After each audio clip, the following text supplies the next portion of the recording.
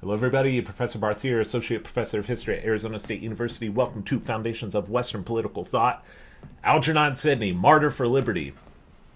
A couple months ago, we concluded our 5-part series on John Locke, and I noted during the series that I would have to devote a video to a lesser-known figure, but one of great consequence, and that is Algernon Sidney. Of great consequence not only to English political history, but also, importantly, if you're an American, to the founding of our own country. The founding fathers were deeply influenced by Algernon Sidney. He's not really remembered today. He's not the household name that Locke is. He wasn't even really that much of an original thinker. What he's best known for, and why he was so admired among the founders, was that he heroically laid down his life for the cause of liberty. He practiced what he preached.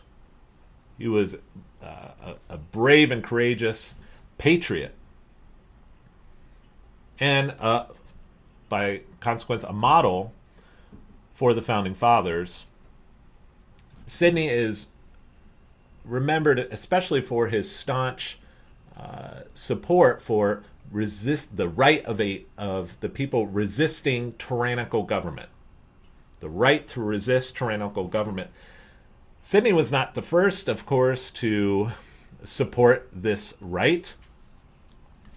Dates back, you could look at resistance theory dating back all the way to the ancient Greeks and such, but in more recent to Sidney, Protestant, Calvinist, Reformed thinkers in the 16th century and into the early 17th century put out a whole lot of tracts and treatises advocating a right in the people or in the lesser magistrates to resist a tyrant.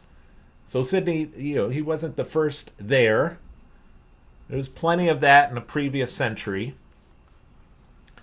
But what Sidney did, even though Sidney himself was a Protestant, Sidney took that resistance theory of the reformers and secularized it.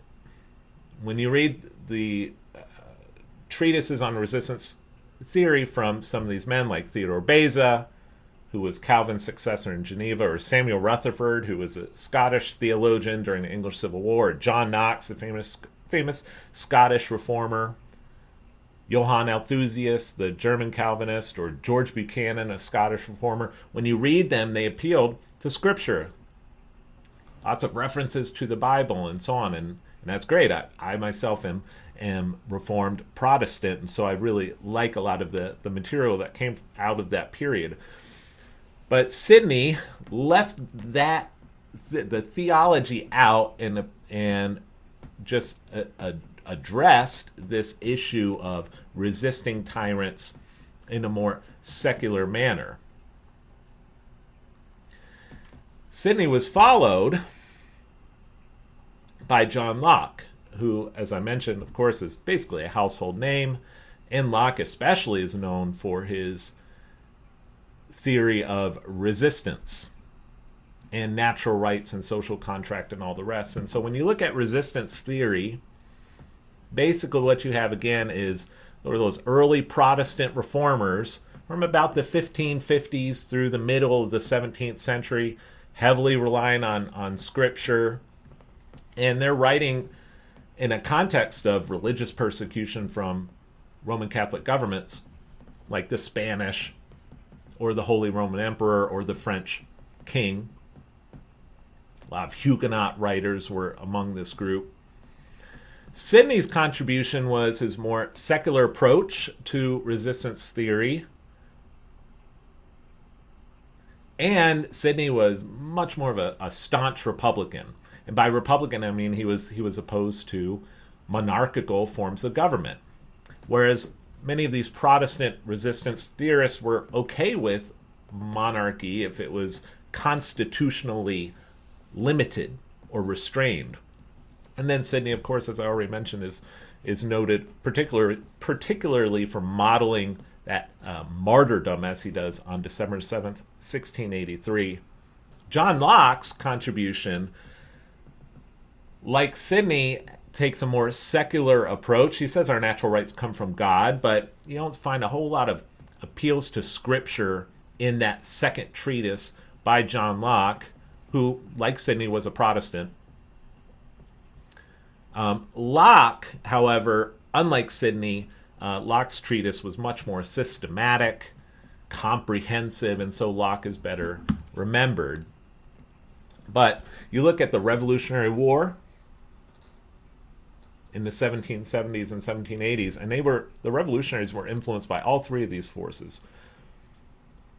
On the ground, the people who supported the revolution were overwhelmingly Protestant and mostly had Calvinist backgrounds. They were influenced by Protestant resistance theory, which remained well and alive into the 18th century.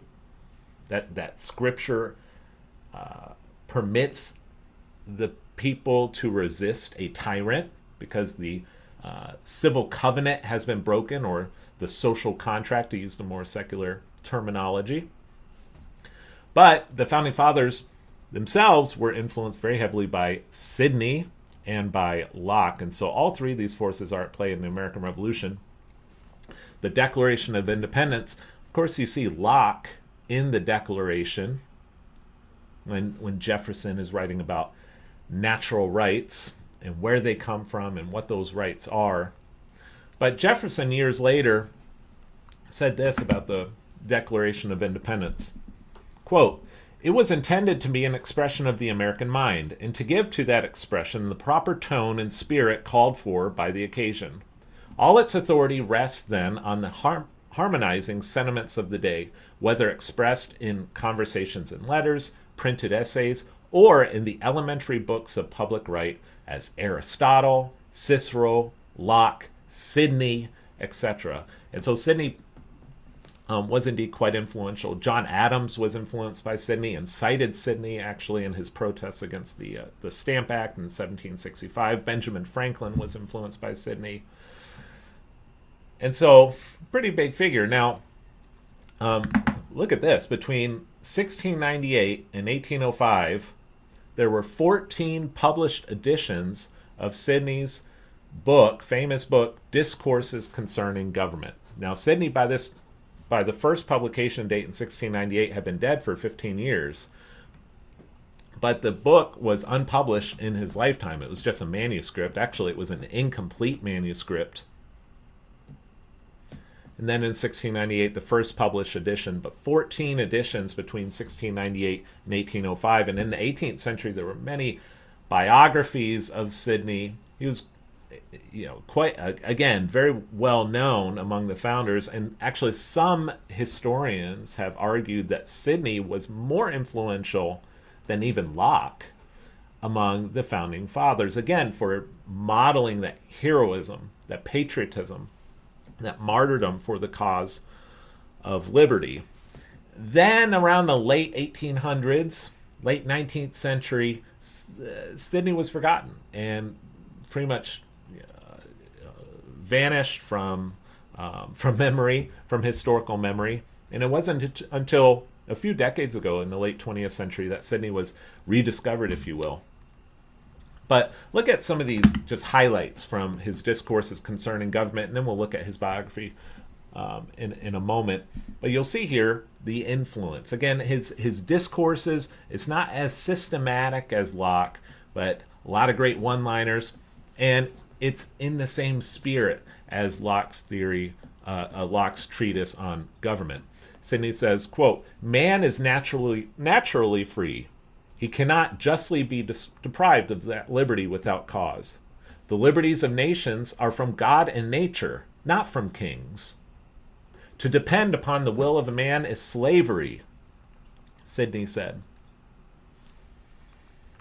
Writing about the people, Sidney said, "The right of disposing the government must be in them. This is so evident to common sense." There you see the influence of Sidney on Jefferson, that self-evident. We hold these truths to be self-evident. And Sidney, in his Discourses, argues that it is a self-evident right of the people to dispose the government when they so please. That which is not just, Sidney argued, is not law, and that which is not law ought not to be obeyed. Again, to depend upon the will of man is slavery. A free and strong people, quote, do ordinarily set limits to their patience. They know how to preserve their liberty or to vindicate the violation of it. And he is a fool who knows not that swords were given to men that none might be slaves. So again, this adamant insistence from Sidney that there is a right in the people to resist tyrants. And he was unapologetic about this. And again, a man who was staunchly Republican, against the monarchy. By the way, that's one big difference between Sidney and Locke. Locke reconciled himself to a limited monarchy, to constitutional monarchy. Sidney wanted really nothing to do with monarchy at all. Look at this from Sidney and ask yourself, does this sound a bit like the Declaration of Independence when Jefferson lists the crimes of King George III? Sidney says that tyrannical monarch, quote, renders himself an enemy to mankind and obliges all that are friends to reason and justice to destroy such a monster who, having the shape of a man, has nothing else of humanity. Ooh, strong words from Algernon Sidney. That quote right there is from his unpublished court Maxims, written in 1665. But a tyrant is an enemy to mankind. And the people are obligated to destroy such a monster. Quote, I am obliged to disobey the king if he commands anything contrary to law. So again, nothing strikingly original here, but just articulated in a forceful manner and then modeled again when he went to the scaffold for treason against the crown. Another one more quote from Sidney before we dive into his biography, and you see this same idea in the Founders about the importance of virtue in a free republic. Well, Sidney talks about that in his court Maxims, quote, as there is no happiness without liberty, and no man is more a slave than he that is overmastered by vicious passions. There is neither liberty nor happiness where there is not virtue. You want a free society? You must have a virtuous society. Because if you have a society where men and women are just free to pursue whatever they like without any moral restraint, those people are slaves to their own passions, and so they can't be free. They're not going to be happy, and they're not the type of people who can even handle political liberty. No, you must have a virtuous society in order to have a free society. And you see this over and over and over again among the Founders. Again, Sidney was not the first to recognize this, but forcefully stated in his court Maxims. So, who is this man? Well, Sidney was born in 1623 in London. He was born in an aristocratic family. This was no commoner. He was the second surviving son of Robert Sidney, 2nd Earl of Leicester. And his father, Robert Sidney, was a diplomat, a politician, a committed Protestant, and a humanist, someone who was steeped in philosophy and history and poetry and literature and all the rest. That's Sidney's father. His mother came from an old, ancient, aristocratic family. His mother, Dorothy Sidney, Countess of Leicester. Before she was married, she was Lady Percy, the daughter of Henry Percy, 9th Earl of Northumberland. So just this very old, ancient, aristocratic lineage. And it's really Sidney's background in this aristocratic family that caused him to believe that the aristocracy have a role to play as a major counterweight to an aspiring tyrannical absolute monarch. That actually, in a system of checks and balances, you want to have a robust aristocracy to again counter that tyranny coming from the monarchy. Sidney's older brother, Philip Sidney, became the third Earl of Leicester. He grew up in obviously great privilege in Kent, which is about 30 miles southeast of London, at Penshurst Palace. And there's the palace, so there you have it. Okay, a man of much means growing up. Here's some photographs inside his home. As a young man, he was Algernon was a student of history, including ancient and medieval history. And then in the late 30s, 1630s, when he was a teenager, his father served as a diplomat in France. And so they moved to France, and Algernon studied 5 years in France. The family attended a Huguenot or French Protestant church, which at that time was tolerated in Catholic France. Then, in 1641, the family returned to England, and they returned at the most tumultuous time possible. The English Civil War was breaking out. The two sides, the Royalists, known as the Cavaliers, and the Parliamentarians, known as the Roundheads. Well, the Sidneys sided with the Parliamentarians. And actually, in 1644, young Algernon was commissioned lieutenant colonel in a cavalry regiment for Parliament and fought a major battle, the Battle of Marston Moor, on July 2nd, 1644, in Yorkshire, England. Algernon actually charged the cavalier troops on horse. He was deeply wounded during the battle, almost killed. He was taken back to London. He managed to survive and recovered. This was a major parliamentary victory and caused the Royalists to lose control of northern England. But his injury during battle pretty much took him out of commission, and that was the last action he saw, wartime action he saw in the 1640s. He then became a member of Parliament. He's only 22 years old in 1645 when he joined Parliament. He was an MP for Cardiff, which was in Wales.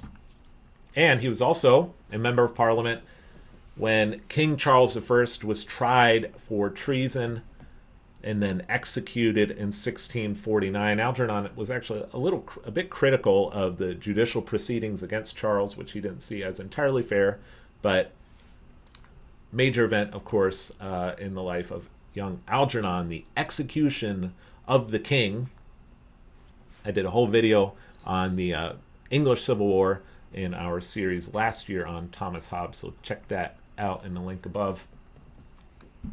And between 1649 and 1659, there was no king in England. No king in England, no House of Lords. The Church of England was disestablished. But pretty quickly, leader emerged, Oliver Cromwell, who was the preeminent leader of the parliamentary forces during the war, and Cromwell became Lord Protector. The two sons of the executed Charles I managed to escape England, fled to across the Channel to the continent to live in exile for 10 years. Charles and his younger brother James.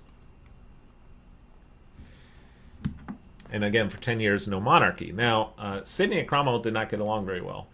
Sidney, within a few years, became quite critical of Cromwell for seizing excessive power. He more and more saw Cromwell as an aspiring tyrant in his own right, especially after Cromwell dissolved the Rump Parliament in 1653. Sidney left Parliament in 1653. This is a cartoon lampooning Oliver Cromwell as essentially a new king, a de facto king who, without title. Sidney left politics in 1653 and sort of stayed out of politics for about 5 or 6 years. Then Cromwell died in 1658, left a huge vacuum in power in England. Cromwell's son, Richard, became Lord Protector, but he was ineffective. The army was divided. Sidney rejoined Parliament in 1659 after Cromwell's death, and then had a diplomatic mission to Scandinavia. War was breaking out between Denmark and Sweden. Britain had interest in the Baltic Sea because of naval supplies in the area, and so Sidney's objective was to try to negotiate a peace between Denmark and Sweden. So he went to Scandinavia in 1659, and while he was there, Sidney, who again remained a very committed Republican. I mean, he was anti-monarchy. He was a firm believer in the good old cause, as it was sometimes called, in England, in the legitimacy of the Civil War, of the action taken against King Charles I. And while he was in Scandinavia, he was not shy about that.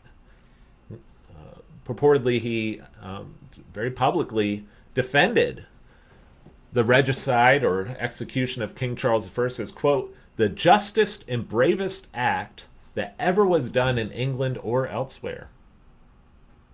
Problem was, by 1659, anarchy was breaking out in England, and the people were beginning to yearn for a return of the monarchy.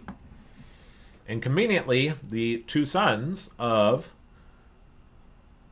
Charles I were still alive and living on the European continent. And so Sidney, while he was in Scandinavia, got wind of this, that there was a push to restore the monarchy. And I'm hearing these rumors. Sidney anxiously wrote home, and he was adamant. No, I will continue to be loyal, quote, to that cause which by the help of God I shall never desert. And he was right about that. Sidney remained a true, genuine, committed Republican all the way up through the end of his life in 1683. Never quite reconciled himself to the return of the monarchy. There were others like Sidney, too, who had difficulty with that. John Milton never quite reconciled himself either in a genuine way. Well, Charles II, returned to England. The crown was restored in May 1660, and King Charles II ruled for a quarter of a century. What is Sidney to do? Sidney was in Scandinavia, again as a diplomat. Privately, he wrote home and said, quote, since the Parliament hath acknowledged a king, I know I owe him duty in the service that belongs unto a subject, and will pay it if things are carried in a legal and moderate way. However, his father, who was still alive, Robert Sidney, 2nd Earl of Leicester, urged Algernon, you don't want to come back. You're going to have a target on your back. They know about you. They know that you are a radical Republican. And Sidney, in response, said, quote, I know the titles that are given me, a fierce, violent, seditious, turbulent. I walk in the light God hath given me. Sidney indeed had a reputation for zeal. He was a zealous man. He could be a bit prickly. He made enemies a bit easily, especially in his youth. He had a bit of a boisterous temper, but he was hardcore, and he knew it. And he said he was ready to, quote, submit to King Charles II, but he drew the line here. He said he refused to offer, quote, any acknowledgement of our faults, end quote. I'm not going to say I was wrong. because he didn't think he was wrong. He thought he was in the right. He still thought he was in the right the whole time. Sidney drew the line at that, and he wasn't going to ask for mercy. Not going to ask for mercy from the new king. Well, that's not going to work out. And so from 1660 through 1677, Sidney lived in exile on the continent of Europe. He didn't bother coming back. He knew if he came back again, he would have a target on his back. And he lived in a number of places. At first, he lived in Rome, and he was in Rome for 3 years. And then he briefly went to Switzerland, and then Germany and Belgium, and then Holland by 1665. By the way, if you want to see a video on the restoration of the Stuart crown, address this in part 2 of the series on John Locke. Click on the link above. Sidney was in Holland for a couple of years, and Holland was interesting because, or the Netherlands, the United Provinces of the Netherlands, because it was a republic. There was no monarchy there. The highest Dutch official, his name was Johan de Witt, and he is pictured here. And Sidney hoped that de Witt would support a Dutch invasion of England and Scotland in order to overthrow the Stuart monarchy and to reestablish a republic. And Sidney was especially excited because war had just recently broken out between England and the Netherlands. The Second Anglo-Dutch War broke out in 1664. And so Sidney approached de Witt, hey, look, this is a great opportunity. De Witt was not interested. Bit of a letdown for Sidney. Now, during that time in Holland, Sidney authored, but did not publish, a manuscript known as Court Maxims. And Court Maxims was intended, had a pretty restrictive audience, but a high-level audience. Important people such as de Witt. And Court Maxims, the goal essentially was to unite English Republicans who were living in exile on the continent and the Dutch in order to support a reestablishment of the Commonwealth, the Republic in England. He didn't publish it because, well, it was radical. It was very, very radical. It was simply a manuscript. It was actually lost for 2 centuries and was discovered in an archive somewhere in the late 20th century and was republished by Cambridge. But in Court Maxims, you really get a good picture of Sidney's radical thought during this period, and this is where he was most Republican. And this is a man, again, who is completely unapologetic for his support of the Civil War of the previous 2 decades. Sidney said that the people of England, quote, should repent of their choice of restoring the monarchy. Repent of their choice and, quote, endeavor to unmake what they have made. We need to undo this entire restoration project, go back to the Commonwealth of the 1650s. In a free nation, Sidney argued, the people should, quote, keep the power in their own hands, end quote, rather than be perpetually governed by one man and his posterity, meaning, of course, the king. Kings naturally fall into pride, lust, and covetousness, Sidney argued, and so it's an unreliable system of government, especially absolute monarchy. But even a more limited monarchy, Sidney argued, is too risky. Just the office of the monarchy is prone to encourage these traits that you don't want in a government official. Look at this one. Quote, as death is the greatest evil that can befall a person, monarchy is the worst evil that can befall a nation, end quote. You can see why this book wasn't published in England. Wow. Monarchy is the worst evil that can befall a nation. Well, what to do? Sidney said, let's turn to not democracy as much as aristocracy. Absolute monarchy, Sidney argues, should be countered by, quote, an ancient, powerful, virtuous, warlike nobility. Sidney, of course, coming from a background, from an aristocratic background. Because the aristocracy is a check against unbridled monarchical power, absolute monarchs have endeavored, quote, to corrupt, ruin, and effeminate the nobility, which ought to be the leaders of the people.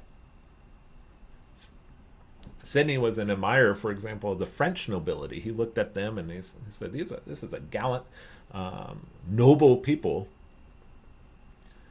And if you have a strong, proud aristocracy that is rooted in history, rooted in the land, an absolute monarch is not going to be able to exercise total control.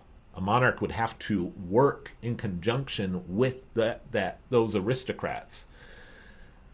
And so aristocracy, in Sidney's view, with some limited democracy — Sidney, after all, had been a member of Parliament in the House of Commons —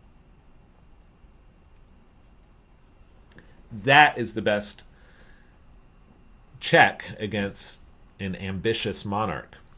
Kings who rule without law, Sidney said, quote, I look on as a tyrant, thief, public enemy, against whom every man is a soldier, end quote. I'm obliged to disobey the king if he commands anything contrary to law. A tyrannical monarch, quote, renders himself an enemy to mankind and obliges all that are friends to reason and justice to destroy such a monster, who, having the shape of a man, has nothing else of humanity. The blood of an idolatrous tyrant is a grateful sacrifice to God, Sidney said in Court Maxims, authored sometime around 1665. Well, like I said, DeWitt did not agree to this scheme of Sidney's. And so Sidney then went to France. Actually visited Paris and attempted to influence the court of Louis XVI, believe it or not. Louis XIV. Louis XVI was talked about, speaking of a beheaded king. Louis XIV. And the irony here is that Louis XIV was the quintessential absolute monarch. And yet Sidney lived in the land of Louis XIV for a dozen years between 1665 and 1677. Sidney showed up to Paris. Louis XIV at the time was very young, and lobbied Louis to support a Franco-Dutch invasion of England in order to reestablish the English Commonwealth. Sidney argued that it was in France's best interest that England become a republic. Sort of like how our founding fathers, Benjamin Franklin in particular, argued to the French monarch in the 1770s that it was in France's best interest to support the American revolutionaries against Britain. Similar sort of argument. Louis declined to support this scheme. Sidney didn't know it at the time, but Louis was actually paying secret subsidies to Charles II, an annual subsidy in order to support Charles's rule. Louis was actually a first cousin of Charles II. I digress. But Louis said, look, tell you what, why don't you live in southern France, in the Huguenot area, the Protestant area of southern France. You could live down there. And that's what he did. And so Sidney lived in southern France for about a dozen years. There's a map of Paris in the 1660s.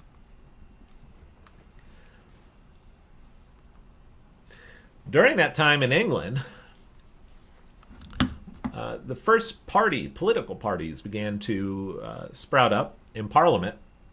It wasn't formalized yet, but you had a party that became known as the Country Party and later the Whig Party.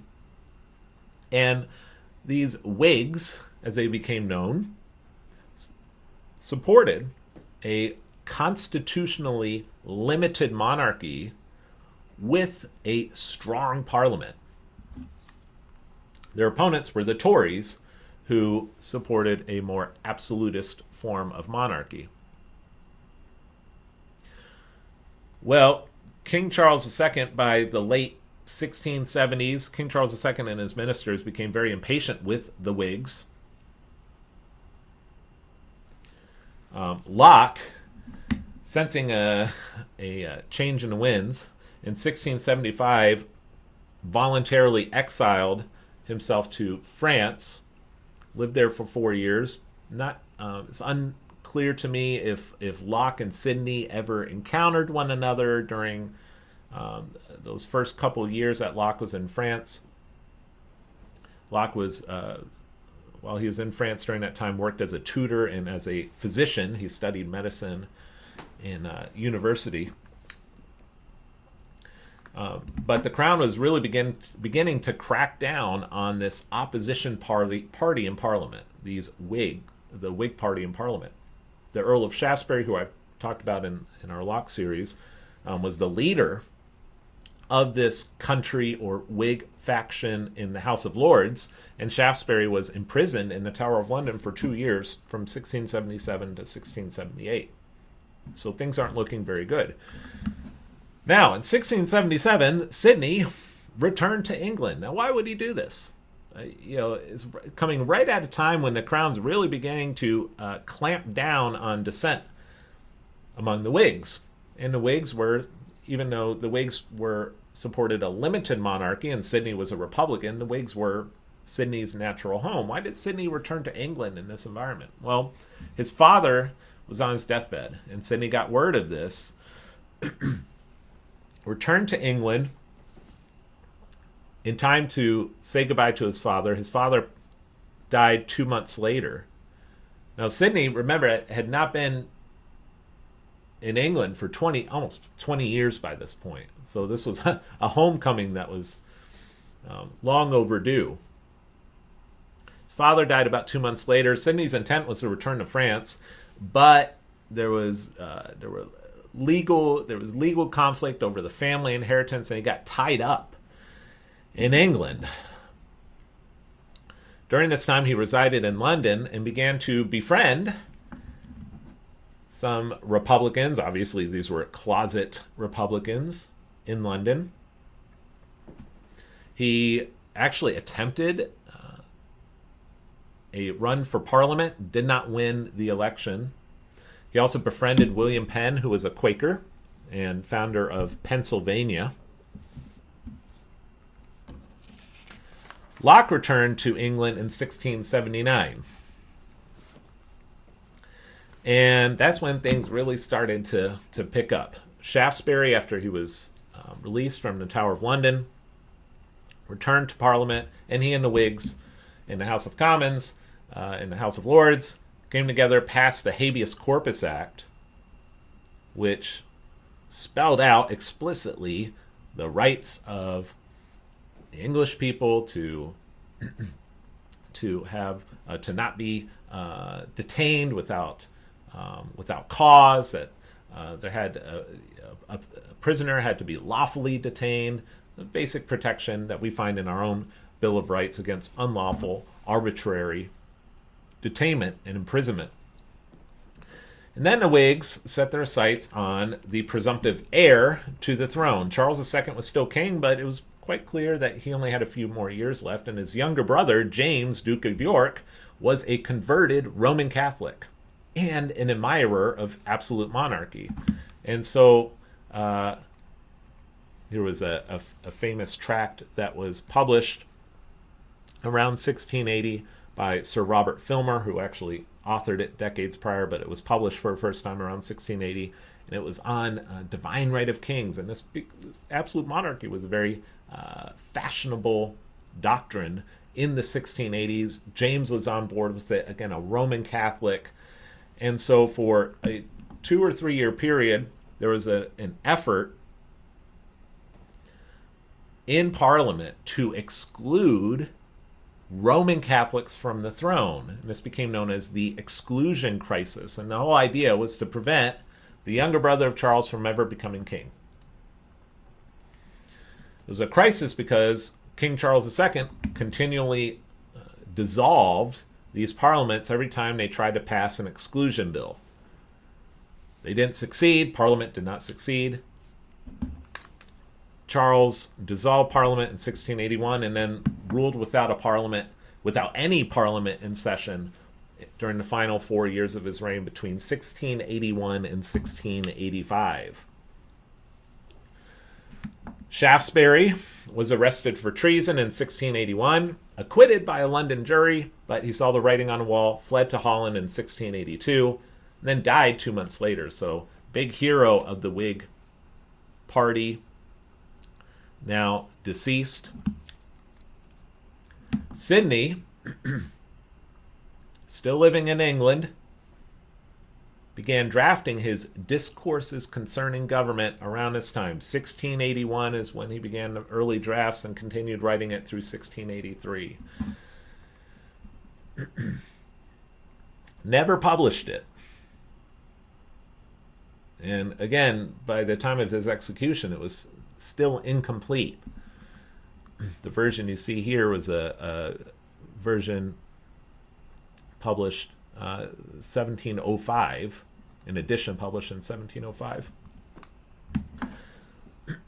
But in these discourses,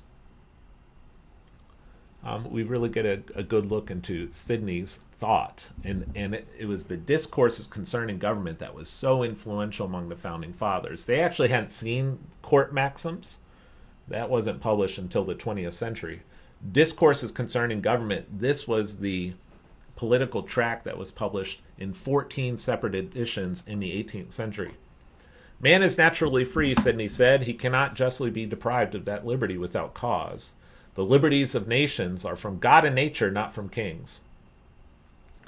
What is this liberty? Well, Sidney explained, the liberty asserted is not a licentiousness of doing what is pleasing to everyone against the command of God, but an exemption from all human laws to which they have not given their assent. So sometimes Sidney is confused as some anarcho-libertarian who thought, sort of a John Stuart Mill, non-aggression principle or no harm principle of, you can do whatever you like so long as you're not hurting others. That is not Sidney's idea of liberty.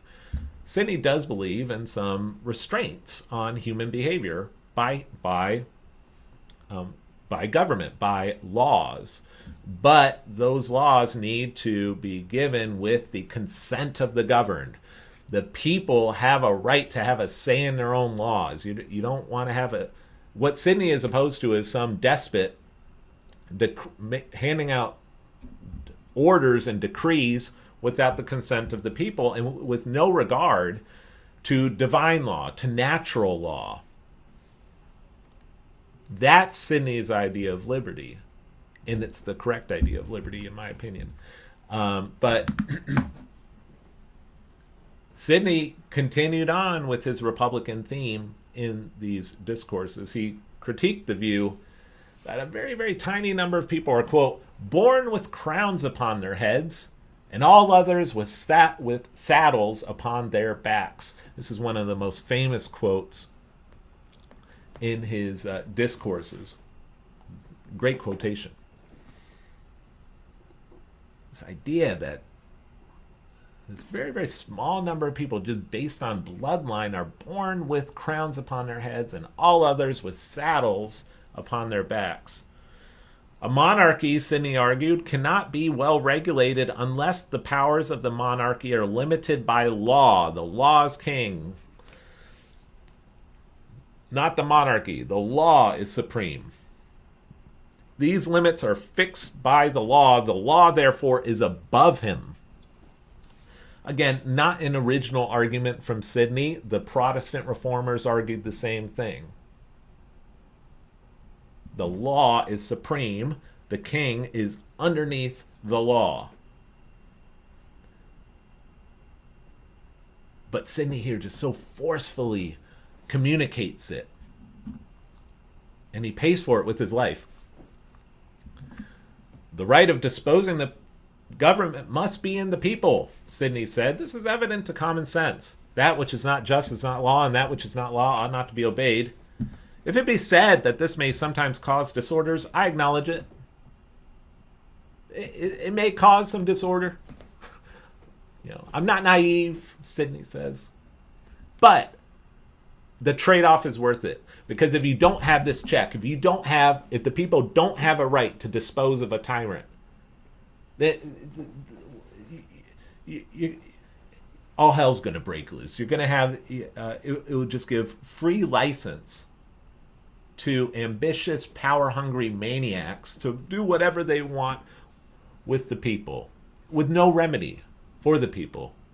And so if this theory of resistance risks an occasional disorder, fine, Sidney says.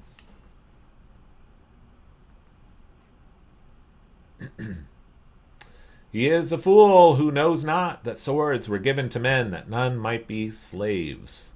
And actually, Sidney was a big proponent of the right to bear arms. The right to bear arms, which did not originate in the Second Amendment, by the way. It was in the English Bill of Rights in 1689. Sidney argued that without the right to bear arms and the right of personal or collective self-defense, and by collective self-defense I mean the people having recourse via arms to counter a tyrant, without that right, quote, all laws must fall, human societies that subsist by them be dissolved, and all innocent persons be exposed to the violence of the most wicked. If you don't want the people to be exposed to the violence of a tyrant, you must allow the people to have recourse to arms in a scenario where things are spinning out of control. That's the ultimate check. Like I said before, Sidney likes a well-established and manly aristocracy. He likes that as a check.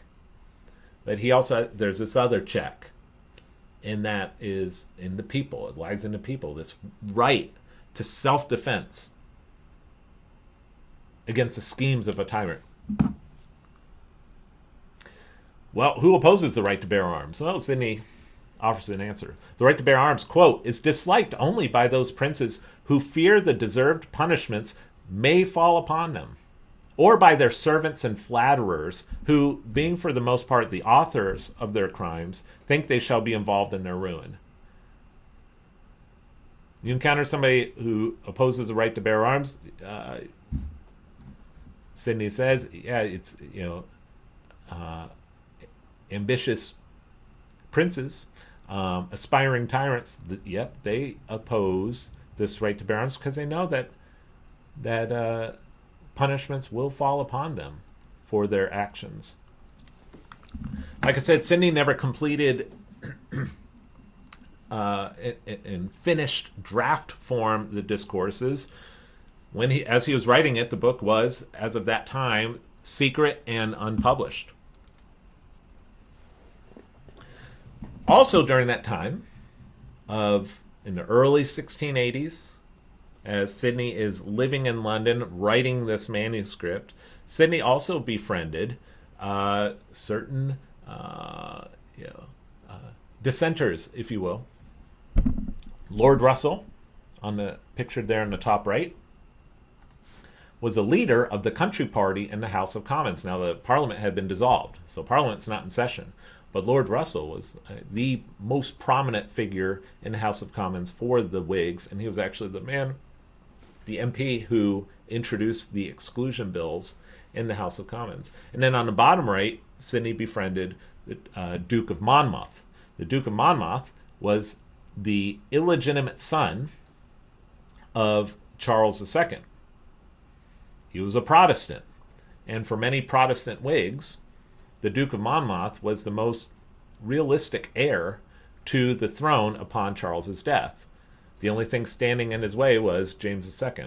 And so the Duke of Monmouth was also involved in some schemes to prevent James II, or James, Duke of York, from becoming king. Well, in early 1683, there was a plot, a conspiracy.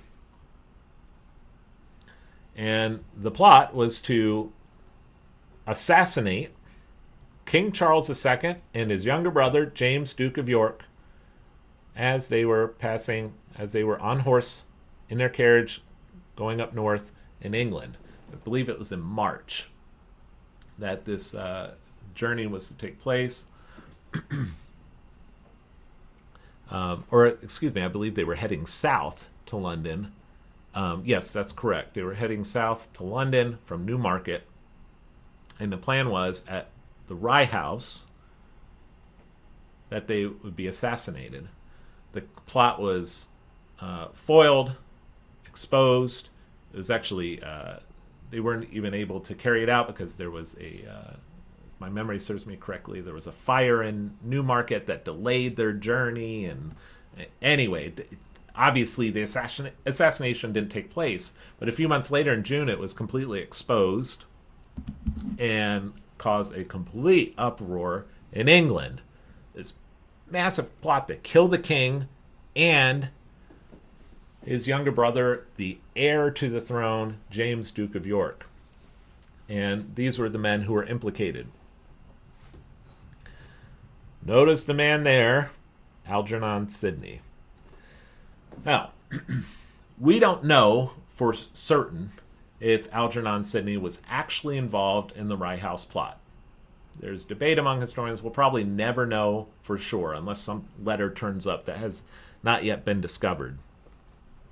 There is reasonable evidence to believe that Algernon Sidney was involved in plots to instigate a rebellion in Scotland so that King Charles II would be forced to summon a new parliament, just as his father, King Charles I, was forced to summon a parliament when there was a rebellion in Scotland in 1640. And Algernon, we do know for certain, was fraternizing with guys like Lord Russell and the Duke of Monmouth and others. He was involved in some plot, some sort of another. Whether or not it was the Rye House plot, hard to say. Lord Russell was executed for his involvement in the Rye House plot on July 21st, 1683. A bone-chilling execution there. Very, very prominent figure in parliamentary politics. Done. Executed in July of 1683. A month earlier, Sidney had been served an arrest warrant. His arrest warrant was issued on June 25th, 1683. Things are moving. And during the arrest, a copy of this manuscript was discovered. Okay? The authorities didn't know about this manuscript. And there was, in his papers,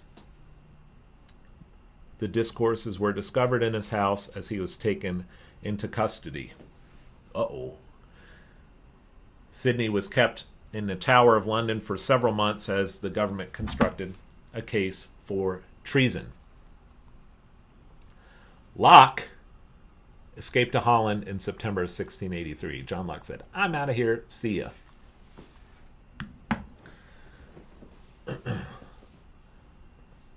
There's John Locke. John Locke won't return to England until 1689. So while Locke fled, Sidney stayed behind and was arrested. Not faulting Locke, okay, but Locke's narrow escape, essentially, from England before the hammer really came down, spared him his life and allowed him to publish so widely in the 1690s. Well, problem for the government, for the crown, in constructing a case against Sidney, the arrest was based on only a single informant. And for a charge of treason, a capital crime, you needed 2 witnesses. The government had a problem. Tried to find a witness. They couldn't find one. And so the crown, remarkably, elected to use the unpublished manuscript for Discourses as the second witness. So this manuscript, this printed work, the government said, this is our second witness. And they pointed to it and said, look at it, read it. It's all right there. They said, this manuscript, Sidney intends to persuade the people to resist and ultimately execute the King of England.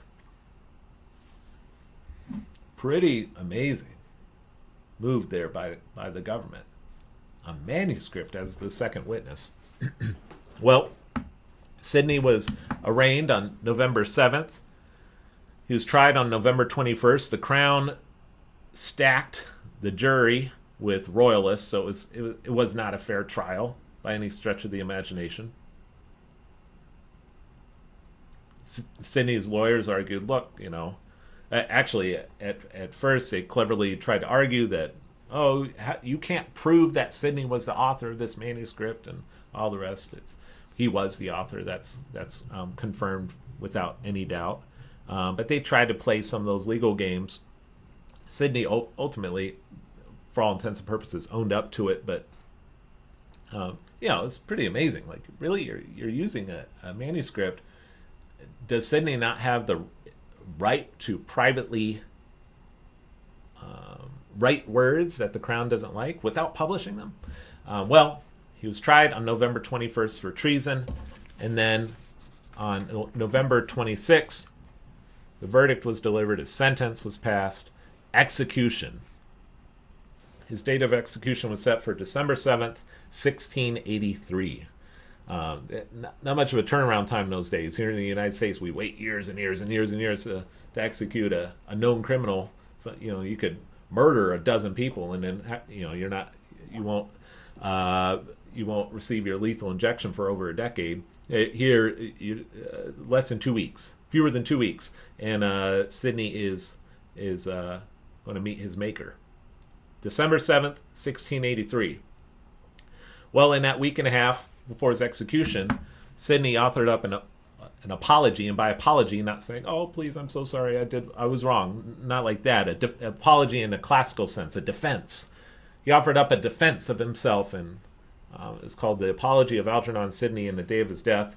He wrote this up, gave it to a servant to deliver to posterity, and he said this, it opened this way actually, quote, "Being ready to die under an accusation of many crimes, I thought fit to leave this testimony to the world, that, as I had from my youth endeavored to uphold the common rights of mankind, the laws of this land, and the true Protestant religion, against corrupt principles, arbitrary power, and popery, I do now willingly lay down my life for the same." Martyr for liberty. Patriot hero, Algernon Sidney. His execution, December 7th, 1683. Well, he delivered a paper to the sheriff on the scaffold. And I'll just read a brief excerpt from that paper. These are his last words. "Men, brethren, fathers, countrymen, and strangers, it may be expected that I should say some great matters to you, but the rigor of the season and the infirmity of my age, increased by a close imprisonment of about 5 months, do not permit me. Moreover, we live in an age that makes truth pass for treason. And as I dare not say anything against it, so the ears of those that are about me will probably be found too tender to hear it." I love this line. This is one of my favorite quotes from Algernon Sidney. Those theories of divine right of kings and absolute monarchy, said, are, quote, "grounded upon wicked principles, equally pernicious to magistrates and people. Magistrates were set up for the good of nations, not nations for the honor and glory of magistrates." Then he concluded with this, "Lord, forgive their practices and avert the evils that threaten a nation from them. Bless thy people and save them. Defend thy own cause and those that defend it. Stir up such as are faint. Direct those that are willing. Confirm those that waver.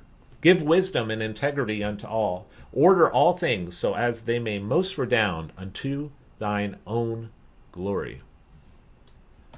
Going out with a bang. Algernon Sidney, December 7th, 1683.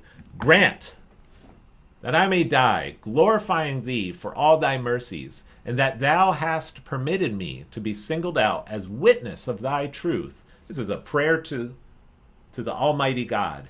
A prayer to the Almighty God on a scaffold. Grant that I may die glorifying thee for all thy mercies, and that thou hast permitted me to be singled out as witness of thy truth, and even by the confession of my oppressors, for that old cause in which I was from my youth engaged, and for which thou hast often and wonderfully declared thyself. What is that old cause? Liberty. Liberty, the rights of man.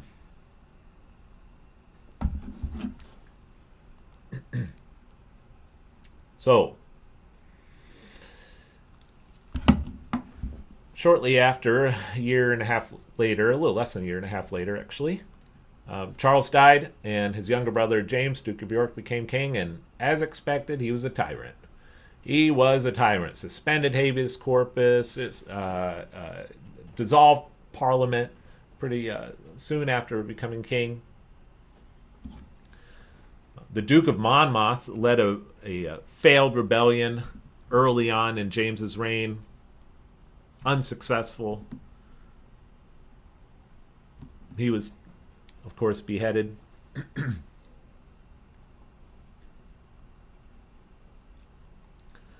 Well, across the channel, the stadtholder of the Netherlands, William of Orange, a Calvinist, was there across the channel, and some Whigs secretly wrote William of Orange and invited William, who was married to Mary, the daughter of James II. Well, his daughter was married to William of Orange.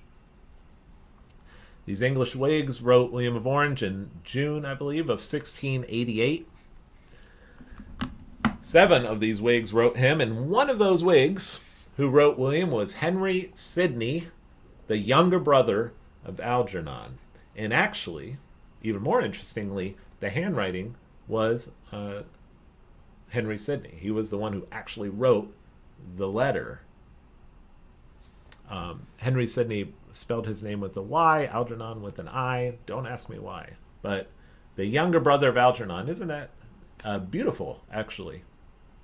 Wrote William of Orange inviting him and his bride across the channel. William invaded England on November the 5th, 1688. What a date, November the 5th. We had a November the 5th. Pretty incredible date this year, didn't we? November the 5th, 1688, William invaded England with a Dutch army of 20,000 men on more than 400 transport vessels, financed by the Dutch government and also by some Whig merchants in London. And then William and Mary were crowned joint sovereigns. The reason why they were joint sovereigns was to give it legitimacy. They figured, oh, Mary is the daughter of James, so that makes it look a little more legitimate. But in becoming joint sovereigns, they had to agree to be a constitutional limited monarchy. William III was king from 1689 to 1702. Locke returned in February 1689. Oh, now you come back. Again, I don't blame the man for remaining in exile, okay? In that kind of environment, yeah, sure, get out of Dodge. But, you know, it is funny. Sidney laid down his life for liberty and was pretty much forgotten by posterity after around the 18th century. Locke, everybody knows Locke. When Locke was living in the Netherlands during much of that time. Well, you know, Locke certainly deserves a prominent position in any course on the foundations of Western political thought. But I think you can see now why I thought Algernon Sidney deserved an honorable mention, and I hope I'm doing him some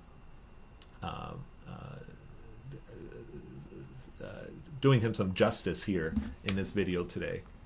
Locke was involved in the writing of some of the English Bill of Rights. The English Bill of Rights limited monarchical power, regular parliaments, protection against cruel and unusual punishment, right to bear arms, go Algernon Sidney, and freedom of speech in Parliament. Algernon Sidney, if he had lived to see that day, would have been, I think, quite happy with the outcome of all of this. And of course, Locke's famous second treatise of government, which we detailed in earlier this year, was published in 1689. Locke had actually written it in the early 1680s, sort of like Algernon Sidney, but it had remained unpublished through the 1680s, published in 1689. The Discourses concerning government were finally published for the first time in 1698. This is the first edition. Look at it there. Discourses concerning government by Algernon Sidney, son to Robert, Earl of Leicester, an ambassador from the Commonwealth of England to Charles Gustavus, King of Sweden. Remember when he was a diplomat to Sweden in 1659. Published from an original manuscript of the author. Oh yeah, and he paid for it with his life. Algernon Sidney. Like I said, he was a hero in the 18th century, forgotten later, but a hero in the 18th century. And Cato's Letters, which were published in 1720, series of essays published in order in the 1720s, or in 1720. Cato's Letters acknowledge Algernon Sidney. It said, the author said this, quote, the great Algernon Sidney, an author which can never be too much valued or read. Wow, that's quite an honor to give the man. Sidney, an author which can never be too much valued or read. An author that does honor to the English nobility, that aristocratic heritage, and to the English name, and an author who was a martyr for that liberty. That's the key. Locke didn't have that. Locke was no martyr for liberty. Locke was a genius. Okay, I don't mean to cast any doubt on Locke's genius, but Sidney was a martyr for that liberty, which he has so amiably described and so nobly defended. He fell a sacrifice to the vile and corrupt court of Charles II. He had asserted the rights of mankind and showed the odiousness of tyranny. He had exposed the absurdity and vileness of the sacred and fashionable doctrines of those days, divine right of kings. Doctrines which give the lie to common sense and which would destroy all common happiness and security amongst men. Doctrines which are big with nonsense, contradiction, impossibility, misery, wickedness, and desolation. These were his crimes, and these his glory. Here I think you can see why Cato's Letters was so popular and influential, including among our founding fathers. Who knows, maybe someday along in the future I'll make something on Cato's Letters, but Cato's Letters are great. But here we see a recognition of Algernon Sidney's really central importance to the history of liberty. So that's that. How many of you have even heard of Algernon Sidney? Maybe say in the comments below. If this is your first time hearing about Algernon Sidney, why don't you tell me in the comments below? I'd like to hear that. And hey, let's I don't know, tell people about this man and his example. I mean, this is a man who really ought to be, in the current day and into the future, remembered as someone who, again, of great courage, who really gave everything for the cause, and and not without any hesitation or reluctance. Gotta admire a man like that. So Algernon Sidney, that's that. Hey, I hope you have a very good Christmas holiday and New Year, and I'll see you next time. Bye.